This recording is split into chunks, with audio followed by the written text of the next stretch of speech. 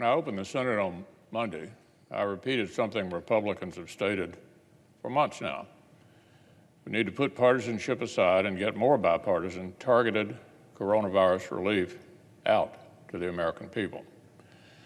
Dating back to the summer and all fall, Senate Republicans tried repeatedly to advance hundreds of billions of dollars to prevent layoffs, protect small businesses, fund vaccine distribution, and continue assisting workers who've already lost their jobs due to the crisis. Every time, the Speaker of the House and the Democratic leader blocked our efforts. It had to be entirely of their left-wing wish list or nothing at all. Finally, this week, we're seeing cracks starting to form in the Democratic leader's stone wall.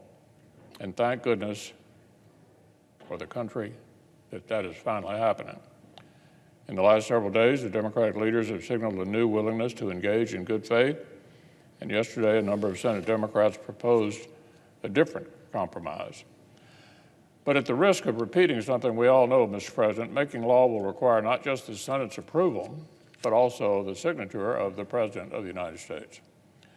So after several conversations with the Secretary of the Treasury and the White House Chief of Staff, I put forward yesterday another proposal reflecting what the President is ready to sign into law. What we've proposed would give universities and nonprofits the legal certainty they need. It would create a second draw on the job-saving Paycheck Protection Program to prevent more layoffs.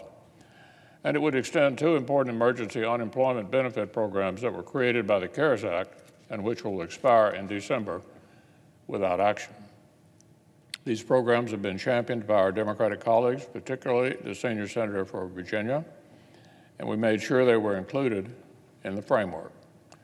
I hope our Democratic colleagues will finally let Congress pass a bipartisan bill that the President will actually sign into law and do so soon. As I'm dreading life in the Senate without my brilliant friend, even I can begrudge him the silver lining. The most distinguished public servant has more than earned the right to spend more days fly fishing or walking trails in the Smokies, more mornings waking up in Blackberry Farm, and a much larger share of his time with Hunter and their family. Now, about 6 years ago, it fell to Lamar to eulogize his friend and mentor, Howard Baker. Here on the floor, he quoted another senator who said that when he came to the Senate, there was Howard Baker, and then there was the rest of us. Well, my friend for 18 years has been Lamar Alexander, and there's been the rest of us.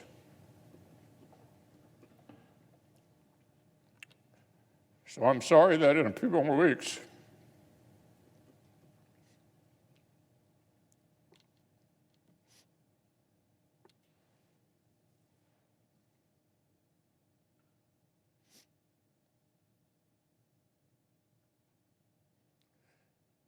it'll just be the rest of us left.